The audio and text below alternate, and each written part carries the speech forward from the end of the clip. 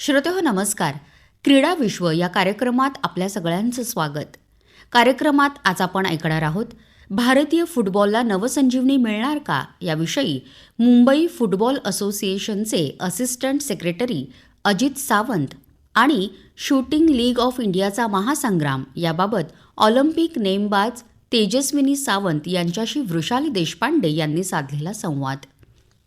नमस्कार श्रोतेहो, मी वृषाली देशपांडे आकाशवाणीच्या क्रीडा विश्व या कार्यक्रमात आपलं मनपूर्वक स्वागत करते. आज आपण भारतीय फुटबॉलच्या एका अत्यंत निर्णायक टप्प्यावर उभे आहोत, ज्या खेळानं लाखो तरुणांना स्वप्न पाहायला शिकवलं. त्या भारतीय फुटबॉलची अवस्था आज अस्तित्वाच्या लढ्यात सापडली आहे. इंडियन सुपर लीगचा नवा हंगाम अखेर जाहीर झाला असला तरी हा निर्णय म्हणजे उपचार नसून केवळ तात्पुरती मलमपट्टी आहे. फुटबॉलपटू आम्हाला केवळ फुटबॉल खेळायचं आहे अशी आर्त विनंती करतायत. यावरूनच या व्यवस्थेचं अपयश स्पष्टपणे दिसून येतंय. भारतीय फुटबॉल आज प्रशासकीय गोंधळ, व्यावसायिक अनिश्चितता आणि दूरदृष्टीच्या अभावामुळे ठप्प झालंय. आजचा प्रश्न फक्त एका हंगामाचा नाही, तर भारतीय फुटबॉलच्या भविष्याचा आहे. जर तात्काळ पारदर्शक आणि दीर्घकालीन निर्णय घेतले नाहीत तर भारत केवळ स्पर्धांमध्येच नव्हे तर जागतिक फुटबॉलच्या नकाशावरही मागे पडेल. याच पार्श्वभूमीवर आजची चर्चा अत्यंत महत्त्वाची आहे, कारण खेळ थांबला तर स्वप्नही थांबतात आणि भारतीय फुटबॉलला आता थांबण्याची परवड नाही. भारतीय फुटबॉलला नवसंजीवनी मिळणार का या विषयावर चर्चा करण्यासाठी आपल्यासोबत आज क्रीडा विश्वच्या व्यासपीठावर आहेत अजित सावंत, मुंबई फुटबॉल असोसिएशनचे असिस्टंट सेक्रेटरी. सर, क्रीडा विश्वच्या व्यासपीठावर मी तुमचं स्वागत करते. नमस्कार. इंडियन सुपर लीगच्या तारखा आता अखेर जाहीर झाल्यात. भारतीय फुटबॉलच्या सध्याच्या परिस्थितीकडे आपण कसे पाहता? ही खूप चांगली गोष्ट आहे की या इंडियन सुपर लीग आता चालू होते म्हणून. पण मला असं वाटतं की ज्या पद्धतीने ती चालू होते त्या पद्धतीने ती व्हायला नको होती. त्याच्यापेक्षा चांगल्या पद्धतीने ते मॅनेज करता आलं असतं म्हणून. पण ॲटलिस्ट ती सुरू होते, ही एक आनंददायी बाब आहे. त्यामुळे आपण एक पॉझिटिव्ह थॉट घेऊन पुढे चालू म्हणून. निश्चितच सर, भारतीय फुटबॉलपटूंना फिफाकडे हस्तक्षेपाची मागणी करावी लागली. यासाठी हे भारतीय फुटबॉलसाठी किती चिंताजनक आहे? हे खूप दुर्दैवी आहे खरं म्हणजे. कारण की जर त्यांना आपल्या खेळाडूंना जर फिफाकडे दाद मागावी लागत आहे तर आपल्या ते नॅशनल बॉडीचे AFFचे अपयश आहे खरं म्हणजे एका पद्धतीने. कारण जर प्लेयर लोकांचा जर विश्वास नाही आहे आपल्या बॉडीवरती आणि त्यांना फिफाकडे दाद मागावी लागते तर ही बाब लक्षात घेऊन AFFने नक्कीच पावलं उचलायला पाहिजे म्हणून, त्यांच्या सेफ्टीसाठी म्हणून. अनेक फुटबॉलपटूंच्या उपजीविकेचा प्रश्न निर्माण झाला यामुळे. तर AIFF किंवा सरकारकडून कोणत्या प्रकारच्या संरक्षणाची अपेक्षा फुटबॉलपटू बाळगून आहेत? नक्कीच हा प्रश्न खूप इम्पॉर्टंट आहे खरं म्हणजे. कारण की तुम्हाला तर माहितीच आहे की आपल्या देशामध्ये एक प्रोफेशन म्हणून जेव्हा प्लेयर एखादा स्पोर्ट घेतो आणि तो जेव्हा त्याच्या एका अशा पडावामध्ये असतो की तिकडे त्याला सगळं काही सांभाळायचं असतं आणि तेव्हा जेव्हा अशी परिस्थिती येते तेव्हा ते खूप दुर्दैवी येते यासाठी सर्वात महत्त्वाचं. आणि त्याला काहीतरी AIFFकडनं असं एक अशी पॉलिसी पाहिजे की प्लेयर प्रोटेक्शन पॉलिसी टाईप असं काहीतरी हवं म्हणून, की त्यामुळे जेव्हा एखादा खेळाडू त्याचे जेव्हा उपजीविकेचं साधन जेव्हा एखादा स्पोर्ट असतं तर तो त्याच्यावरती खूप डिपेंडेंट असतो आणि जर तेच जर त्याच्याकडनं हिरावून घेत असेल तर ते खरंच खूप दुर्दैवी. आणि मला असं वाटतं की येणाऱ्या काळामध्ये AIFFने हे लक्षात घ्यायला हवं म्हणून.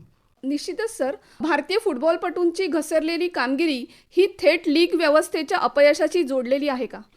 नक्कीच जोडलेली आहे. कारण की जेव्हापर्यंत जसं आता ISL जेव्हा FSDLने 2010 पासून इन्व्हेस्टमेंट केली होती, त्याच्यामध्ये 15 वर्षासाठी त्यांनी इन्व्हेस्टमेंट केली होती आणि डिसेंबरमध्ये त्यांची इन्व्हेस्टमेंट संपली. आणि डिसेंबरपर्यंत जर आपल्याकडे वेळ होता, जेव्हा आपल्याला माहिती होतं की आपल्या डिसेंबरमध्ये संपणार आहे आणि तोपर्यंत पण आपण जर काय पावले उचलली नाहीत तर ते खरंच एक नॅशनल बॉडीचं खूप मोठं अपयश आहे असं मी म्हणू इच्छितो. दुसरं महत्त्वाची गोष्ट, जोपर्यंत तुम्ही एक लीग स्ट्रक्चर बरोबर बनवणार नाही, म्हणजे आपण प्रत्येक वेळी म्हणतो की आपल्याला 25 वर्षामध्ये वर्ल्ड कप खेळायचं आहे किंवा काही करायचं म्हणून. To achieve that long term goal आपल्याला छोटे छोटे शॉर्ट टर्म गोल बनवायला पाहिजे म्हणून. आणि जोपर्यंत तुम्ही ते शॉर्ट टर्म गोल बनवणार नाहीत ना तोपर्यंत ते आपण अचीव करू शकत नाही. आता शॉर्ट टर्म गोल्स म्हणजे काय, हे तुमचं लीग स्ट्रक्चर. आज असं म्हणाले की अनिश्चितता असं जो आपण म्हणतोय प्रत्येक वेळी, ते जेव्हा नसेल प्लेयर्सच्या मनामध्ये, तेव्हाच ते आपण सक्सेसफुल करू शकतो. म्हणून जसे छोटे छोटे गोल्स आपण जेव्हा सेट केले, जसं आपण म्हणतो की यूथ लेवलला, नंतर डिस्ट्रिक्ट लेवलला, स्टेट लेवलला आणि नॅशनल लेवलला, हे जोपर्यंत आपण 5 वर्ष अगदी परफेक्ट चालवणार नाही, असं 5-5 वर्षाचा आपण प्रोजेक्ट केलं, तर आपण निश्चित, मला असं वाटतं की आपण चांगलं सक्सेस बघू शकतो येणाऱ्या काळामध्ये.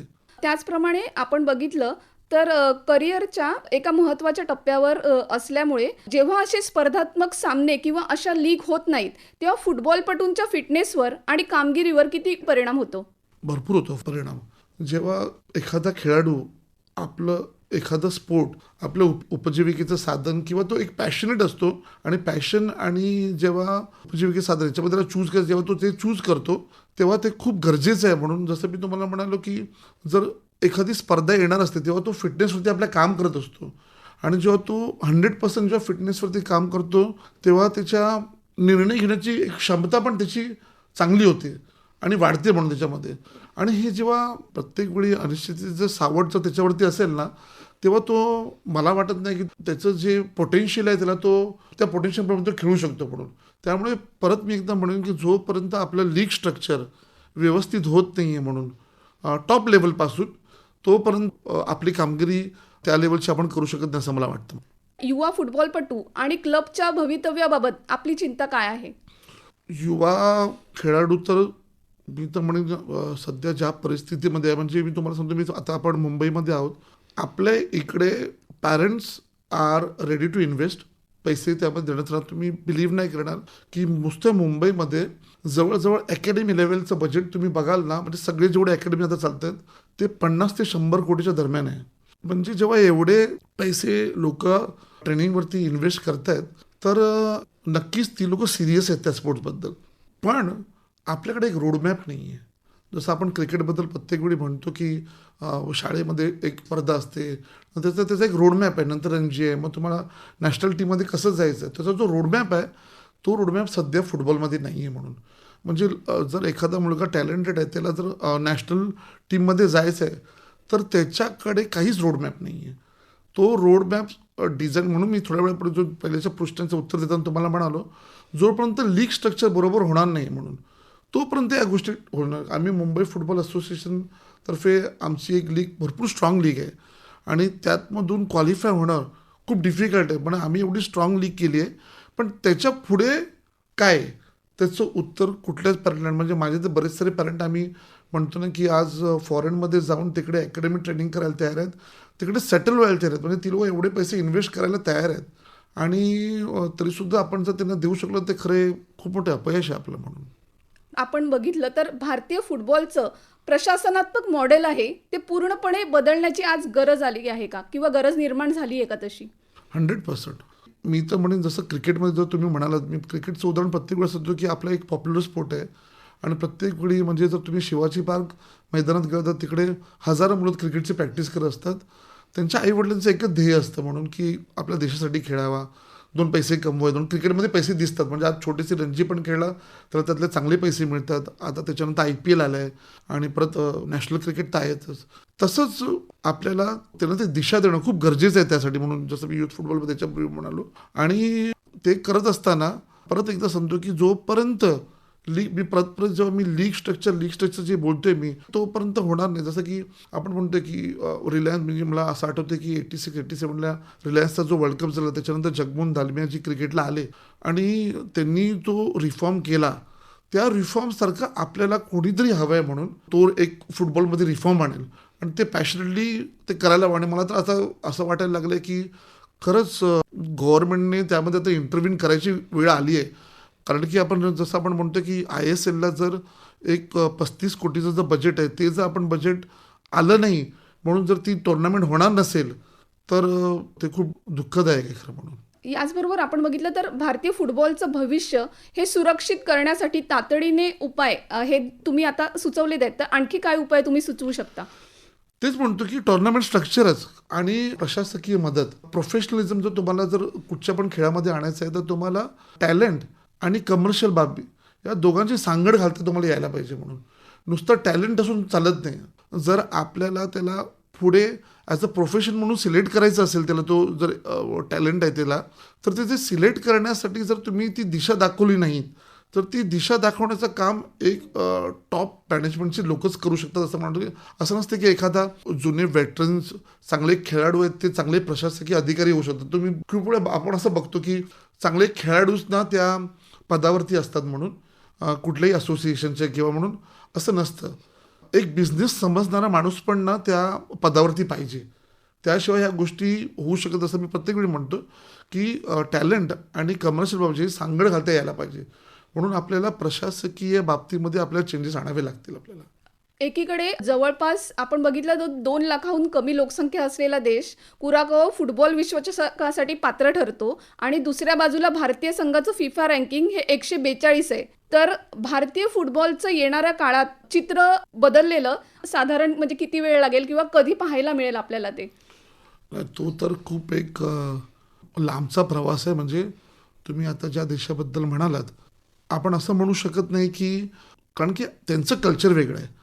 आपल्याकडे सध्या इंडियामध्ये समजा 1.5 बिलियनचं आपलं जर पॉप्युलेशन आहे आणि आपलं खरं म्हणजे ते कल्चर नाही आहे. जर आपला जर राष्ट्रीय खेळ आपला हॉकी आहे किंवा क्रिकेट, आपण क्रिकेट आणि आपण कितीतरी वर्ष आपण बघतोय की आपण वर्ल्ड कपला क्वालिफाय होतोय किंवा काहीतरी होतोय, त्यामुळे त्याच्याकडे जास्त लक्ष दिलं जातं आहे. म्हणून सध्या महत्त्वाचं असं आहे की जसं मी तुम्हाला म्हणाल की AIFFने पण 2047 पर्यंतचा काहीतरी प्लॅन आणला. तर मी प्रत्येक वेळी म्हणतो to achieve the long term goal आपल्या शॉर्ट टर्म गोलकडे लक्ष देणं खूप गरजेचं आहे. सर्वात महत्त्वाचं की डिस्ट्रिक्ट लेवललाच आपल्याकडे एवढे प्रॉब्लेम, म्हणजे की समजा मुंबईमध्ये डिस्ट्रिक्ट फुटबॉलची टुर्नामेंट चालू आहे, पण बऱ्याचशा ठिकाणी महाराष्ट्रामध्ये डिस्ट्रिक्ट लेवलला टुर्नामेंटच होत नाहीत. म्हणून मग विफा जी आपली स्टेट बोर्ड आहे ती काय करतं की एखादी तुम्ही नॉमिनेट करा, एखादी दुसरी सांगतं कुठली, मग ती लोक रँडमली एखादा क्लब बघतात म्हणून आणि ती लोक ते पार्टिसिपेट करतात स्टेट लीगला म्हणून. त्या पद्धतीने आपलं फुटबॉल नाही डेव्हलप होणं. म्हणून जोपर्यंत तुम्ही स्ट्रक्चरल, म्हणजे मी आपण जो प्रत्येक वेळी AIFFला दोष देतो, प्रत्येक वेळी आपण नॅशनल बॉडीला दोष देण्यात काही अर्थ नाही. आपण पहिलं आपल्या घरातून सुरुवात करायला पाहिजे. अजित सावंत, तुम्ही आज क्रीडा विश्वच्या व्यासपीठावर आलात आणि भारतीय फुटबॉलच्या भविष्याबाबत एवढी सविस्तर चर्चा केली त्याबद्दल धन्यवाद. Thank you very much. आता आपण चर्चा करत होतो मुंबई फुटबॉल असोसिएशनचे असिस्टंट सेक्रेटरी अजित सावंत यांच्याशी. नेमबाजी हा खेळ आजवर शिस्त, संयम आणि अचूकतेसाठी ओळखला जातो आणि आता शूटिंग लीग ऑफ इंडियामुळे या खेळाला एक नवं आणि आधुनिक रूप मिळणार आहे. 16 फेब्रुवारी 2026 सुरू होणारी ही फ्रँचायझी आधारित लीग केवळ स्पर्धा नसून भारतीय नेमबाजांसाठी एक नवा अध्याय ठरणार आहे. याच लीगविषयी आपण जाणून घेणार आहोत ऑलिम्पिक नेमबाजपटू तेजस्विनी सावंत यांच्याकडून. तेजस्विनी सावंत, मी तुमचं क्रीडा विश्वच्या व्यासपीठावर स्वागत करते. नमस्कार. नमस्कार. शूटिंग लीग ऑफ इंडियामुळे नेमबाजी, खेळाडू आणि चाहत्यांमधील नातं कसं बदलू शकतं? कोणताही गेम खेळताना आपल्याला सगळ्यांना त्या गेमबद्दल पूर्ण माहिती नसते. आपल्या इथे नॉर्मली भारतामध्ये क्रिकेट, फुटबॉल, कबड्डी, खो खो यांच्या जेव्हा लीग मॅचेस चालू झाल्या ना तेव्हा जास्त माहिती कळायला लागली. वेगवेगळ्या लेवलच्या मुलांना वेगवेगळ्या लेवलपर्यंत खेळण्याचे व्यासपीठ ओपन झाली. त्यामुळे मला असं वाटतं की लीग मॅचमुळे शूटिंग अजून जास्त चांगल्या पद्धतीने सर्वसामान्यांपर्यंत पोहोचेल आणि त्यातल्या चांगल्या गोष्टीही त्यांना कळायला लागतील आणि त्यातून कसं आपण त्याच्यात बेस्ट आहोत ह्याचाही त्यांना सगळ्यांना एक अनुभूती यायला लागेल. बरोबर. आपण बघितलं तर या शूटिंग लीग ऑफ इंडियामध्ये मिश्र टीमचा फॉर्मॅट असणार आहे. तर या फॉर्मॅटविषयी तुम्ही जे क्रीडाप्रेमी आहेत तर त्यांना काय सांगू इच्छिता? मिक्स फॉर्मॅट खूप छान आहे बघायला. जो आमचा मिक्स इव्हेंट आहे अलीकडे गेल्या ही दुसरी ऑलिम्पिक आहे ज्याच्यात मिक्स इव्हेंट येतोय. तर त्यात एक मुलगा एक मुलगी या कॉम्बिनेशन मध्ये खेळायची मजा वेगळी आहे. कारण प्रत्येकाची आपापली लेवल, आपली शूट करण्याची वेळ, या सगळ्या गोष्टी खूप वेगवेगळ्या असतात आणि मुळात मुलं मुली एकत्र असणारी टीम हेच बघायला मजा येते.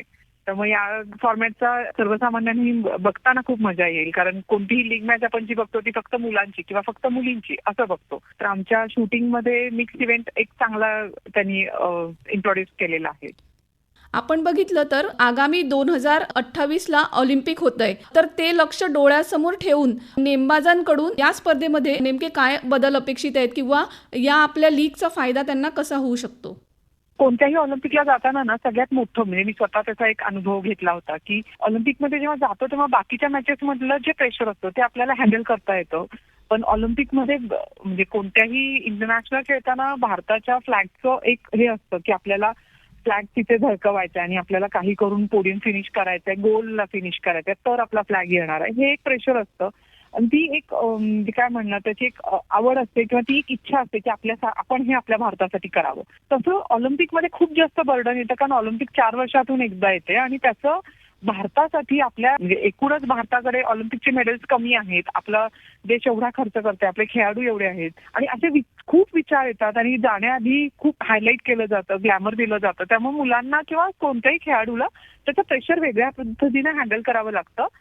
ते या मॅचेसमुळे खूप मुलांना इझी जायला लागेल, यंग जनरेशनला त्याचा सारखा अनुभव यायला लागेल की जिथे आपलंच पब्लिक आहे आणि आपल्याच पब्लिक समोर आपल्याला परत एकदा प्रूव्ह करायचंय.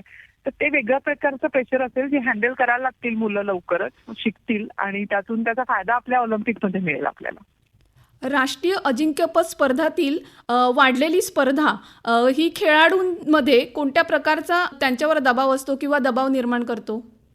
सगळ्यांना आपल्याला त्या एका हाय लेवलला हाय परफॉर्मन्स देण्यासाठी रेडी ठेवावं लागतं. ही सगळ्यात महत्त्वाची गोष्ट आहे. आता आम्ही जेव्हा सुरू केलं तेव्हा आमच्या एंट्रीज 2,000, 3,000 नॅशनल चॅम्पियनशिपला एवढ्या एंट्रीज त्याच्या. आता रजिस्टर शूटरची संख्या 1,15,00,000 क्रॉस करून गेली आहे. केवढ्या लेवलला आपण कॉम्पिटिशन खेळतो हे सगळ्यांना कळतंय. त्यामुळे आपण थोडंसं कमी पडलो. मग त्याच्यात तुमचं मेंटल ट्रेनिंग थोडंसं कमी पडू दे किंवा तुमचं फिजिकल ट्रेनिंग कमी पडू दे, तुमचा फोकस जरासा हटू दे, दुसरा शूटर रेडीच आहे ती जागा घ्यायला. त्यामुळे प्रत्येकाला त्या लेवलला स्वतःला एकदम अपडेट ठेवावं लागतं, फोकस ठेवावं लागतं, अलर्ट ठेवावं लागतं. आणि मग त्यामुळे आपला इन जनरल सुद्धा जेवढे भारतामधले शूटरची संख्या वाढत चालली आहे, भारतामध्ये ती कॉम्पिटिशन वाढत चालली आहे, त्यामुळे आपण इंटरनॅशनल लेवलला खूप छान परफॉर्मन्स देतो आणि आपण इंडिया डॉमिनेट करायला चालू केलेलं आहे शूटिंगमध्ये. त्यामुळे याचा फायदाच होतो हे नक्की. शूटिंग लीग ऑफ इंडियामुळे भारतामध्ये नेमबाजीची लोकप्रियता वाढेल का? किंवा आपण असं म्हणू शकतो का की तरुण जे क्रीडापटू आहेत त्यांचा कल शूटिंगकडे किंवा नेमबाजीकडे अधिक वाढेल, याचं प्रमाण अधिक वाढेल असं तुम्हाला वाटतंय का? हो मॅम, नक्की वाढेल. कारण तुम्ही जर सगळ्याच कॉम्पिटिशनचं सगळ्याच लीग मॅचेसचा जर एक अंदाज घेतला ना तर कबड्डी, खो खो किंवा फुटबॉल, क्रिकेट खूप जास्त आपल्या इथे कॉमन आहे. पण या सगळ्या गेमला सुद्धा जेव्हा लीग मॅच चालू झाल्या ना त्यांच्या, तेव्हा त्याच्यातनं इंटरनॅशनल लेवलला खेळण्यासाठी किंवा नॅशनल लेवलला तुम्ही स्वतःला प्रूव्ह करण्याचे चान्सेस जास्त मिळतात आणि प्रेशर हँडल करायला शिकायला लागतात. त्यामुळे त्याचा स्वतःच्या वैयक्तिक परफॉर्मन्सला सुद्धा चांगलाच फायदा होतो. त्यामुळे या लीग मॅचचा फायदाच होणार हे नक्की. आणि सर्वसामान्यांपर्यंत पोहोचल्यानंतरचा जो एक शूटिंग आमचं जितकं पसरेल, आमची शूटिंग फॅसिलिटी जितकी वाढेल, तितके प्लेयर्स वाढायला लागतील, तितके कॉम्पिटिशन वाढायला लागेल, तेवढा पण इंटरनॅशनल लेवलला जम बसवायला लागू. त्यामुळे याचा फायदा होणार नाही. ऑलिम्पिकमध्ये तुम्ही सुद्धा भारताचं प्रतिनिधित्व केलेलं आहे. तर आजच्या तरुण पिढीला किंवा तरुण नेमबाजांना ज्यांना नेमबाजीमध्ये एक करिअर म्हणून ते बघतायत, तर तुम्ही त्यांना कुठला सल्ला द्याल? मी त्यांना म्हणेन की करिअर म्हणून बघण्यापूर्वी तुम्ही त्याला पॅशन म्हणून बघा. जर तुम्ही तुमची आवड म्हणून ती जोपासायला प्रयत्न करायला लागाल, जेव्हा तुमची आवड तुम्ही जोपासायला प्रयत्न करता ना तेव्हा त्याच्या रिझल्टवर जात नाही. ते खूप जास्त छान करण्याची आपण प्रयत्न करत राहतो आणि तुम्ही जितकं तुमच्या शूटिंगला आणि स्वतःला छान करायचा प्रयत्न कराल, शूटिंग आपोआपच छान व्हायला लागेल आणि त्यातून करिअरचे खूप वेगवेगळे मार्ग नक्की ओपन होतात. शूटिंग लीग ऑफ इंडियामध्ये जसं की इंटरनॅशनल, तर आपल्या स्थानिक नेमबाजपटूंना तर एक चांगलं व्यासपीठ आपण मिळणार तर आहेच या स्पर्धेनिमित्त, पण काही इंटरनॅशनल खेळाडूंचा पण यामध्ये समावेश असेल का? आणि त्यांच्याकडून या युवा नेमबाजपटूंना काय शिकता येईल किंवा कसं महत्त्व वाढेल आपल्या इंडियन शूटिंग लीग ऑफ इंडियाचं? फॉरेनर्स आल्यामुळे थोडासा फायदा होतो की थोडीशी एक खेळ म्हणजे मुळात आपल्या विचारांची, संस्कारांची देवाणघेवाण असते. ऑलिम्पिक गेम किंवा कोणतेही मोठे कॉम्पिटिशन्स असतात याच्यासाठी की आपण जगामध्ये आपण सगळे वेगवेगळ्या देशांमध्ये असलो तरी आपण सगळे एक आहोत, हेच मेन असतं. कोणत्याही खेळामुळे एकात्मतेची भावना खूप छान रुजते सगळ्यांच्यात आणि ती वाढत जाते. हाच गेमचा मेन मोटिव्ह असतो. त्यामुळे फॉरेनर जेव्हा आपल्या इथे येतील तेव्हा त्यांच्या गोष्टी आपल्याला कळतील, आपल्या गोष्टी ते लोक बाहेर घेऊन जातील आणि त्यातून आपल्या देशाबद्दलचा मान सन्मानही वाढेल आणि आपल्या मुलांना सुद्धा फक्त आपले इंडियन टॉप शूटर्स नाही तर ऑल ओव्हर वर्ल्ड मधले टॉप शूटर्स बघायला मिळतील, त्यांच्याशी इंटरॅक्शन करायला मिळेल. ते काय नेमकं करतात, चांगला परफॉर्मन्स देण्यासाठी काय काय गोष्टी कराव्या लागतात बेसिक पासून, त्या सगळ्याच गोष्टींचा एक इन जनरल मिक्सचर आपल्याला बघायला मिळेल, इंडियन म्हणून सुद्धा आणि फॉरेनर्स म्हणून सुद्धा. त्यामुळे हा सर्वसामान्यांपर्यंत पोहोचवणं आणि तो त्या सगळ्यांचा लाडका गेम बनवणं, मला असं वाटतं की या लीग मॅच मधून हेच आपण करू शकलो तर खूप मोठं स्वप्न आपण आपलं पूर्ण करू. बरोबर. शूटिंग लीग ऑफ इंडियाबाबत आपण जाणून घेत होतो क्रीडा विश्वच्या व्यासपीठावर ऑलिम्पिक नेमबाजपटू तेजस्विनी सावंत यांच्याकडून. तुम्ही क्रीडा विश्वच्या व्यासपीठावर आलात आणि भारतीय नेमबाजीविषयी एवढी मनमोकळी चर्चा केलीत त्याबद्दल धन्यवाद. खूप खूप धन्यवाद. आता आपण आढावा घेणार आहोत क्रीडा जगतातील महत्त्वाच्या घडामोडींचा. न्यूझीलंड विरुद्धच्या पहिल्या एकदिवसीय सामन्यात विराट कोहलीनं आंतरराष्ट्रीय क्रिकेटमध्ये 28,000 धावा पूर्ण केल्या. यासह तो सचिन तेंडुलकर आणि कुमार संगकारानंतर आंतरराष्ट्रीय क्रिकेटमध्ये 28,000 धावा पूर्ण करणारा जगातील तिसरा फलंदाज बनला आहे. भारतीय यष्टिरक्षक फलंदाज ऋषभ पंत न्यूझीलंड विरुद्धच्या एकदिवसीय मालिकेतून बाहेर पडला आहे. सामन्याचा एक दिवस आधी सराव करताना त्याला दुखापत झाली होती. 2026च्या ICC T20 विश्वचषकापूर्वी भारताला मोठा धक्का बसला आहे. टीम इंडियाचा धडाकेबाज फलंदाज तिलक वर्माला पोटाच्या दुखापतीमुळे शस्त्रक्रिया करावी लागली. त्यामुळे तिलकला न्यूझीलंड विरुद्धच्या 5 सामन्यांच्या T20 मालिकेतील पहिल्या 2 सामन्यांना मुकावं लागणार आहे. सिडनी येथे झालेल्या शेवटच्या ॲशेस कसोटी सामन्यात ऑस्ट्रेलियानं इंग्लंडचा 5 विकेट्सनी पराभव केला आणि ॲशेस मालिका 4-1 जिंकली. 2 वेळा ऑलिम्पिक पदक विजेता भालाफेकपटू नीरज चोप्रानं चेक रिपब्लिकचे दिग्गज प्रशिक्षक जान झेलेझनी यांच्यासोबतची आपली भागीदारी फक्त एका हंगामानंतर संपुष्टात आणल्याची घोषणा केली. उत्तराखंडचा डावखुरा वेगवान गोलंदाज राजन कुमार डोपिंग चाचणीत अपयशी ठरला आहे. त्यानंतर राष्ट्रीय डोपिंग विरोधी संस्थेनं त्याला तात्पुरतं निलंबित केलं आहे. भारताच्या अनाहत सिंगनं ब्रिटिश ज्युनियर ओपन स्क्वॅश चॅम्पियनशिपच्या महिलांच्या 19 वर्षाखालील स्पर्धेत रौप्य पदक पटकावलंय. श्रोते हो, आता क्रीडा विश्व या कार्यक्रमात मला इथेच थांबण्याची अनुमती द्या. आता पुन्हा भेटणार आहोत आपण पुढच्या कार्यक्रमात. तोपर्यंत वृषाली देशपांडेचा नमस्कार. क्रीडा विश्व या कार्यक्रमात श्रोते हो, आत्ताच आपण भारतीय फुटबॉलला नवसंजीवनी मिळणार का याविषयी मुंबई फुटबॉल असोसिएशनचे असिस्टंट सेक्रेटरी अजित सावंत आणि शूटिंग लीग ऑफ इंडियाचा महासंग्राम याबाबत ऑलिम्पिक नेमबाज तेजस्विनी सावंत यांच्याशी वृषाली देशपांडे यांनी साधलेला संवाद ऐकला. बरं तर श्रोते हो, याबरोबरच आजचा आपला क्रीडा विश्व हा कार्यक्रम इथेच संपतोय. पुन्हा आपली भेट होणार आहे अर्थात पुढच्या कार्यक्रमात. तोपर्यंत नमस्कार.